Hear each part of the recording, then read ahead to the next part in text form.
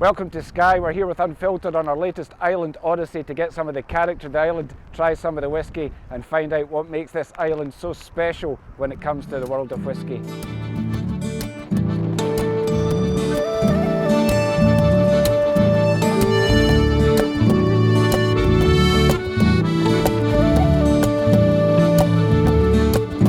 I've been walking through the winter, walking through the storms, A road trip to Skye is magical whatever time of year it is, but the drama of the island's landscape has even more impact when you visit out of season.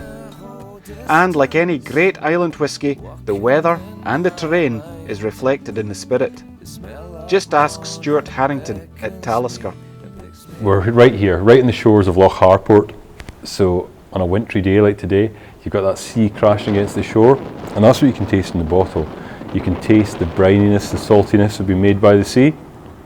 We've also got really unique shaped wash stills, and the way we run them contribute a lovely peppery, sulphury note, so that burnt matches type flavour you get at Talisker. So that all comes through in the bottle.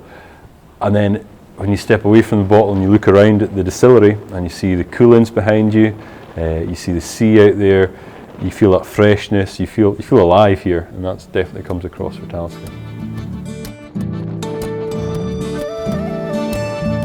Traverse the island though, and you find a range of landscapes. You'll soon be able to find a different whisky as well. For almost 200 years, Talisker has been the only show on the island when it came to whisky, but that's all about to change when this new distillery behind me starts running its own spirit. Well, it's very exciting because this was an old ruined steading that was just lying almost neglected, and it's to be able to save a beautiful building and bring jobs to the community and fulfil Sir Ian Noble's dream of building a distillery here on his former farm steading, and we're looking forward to it very much.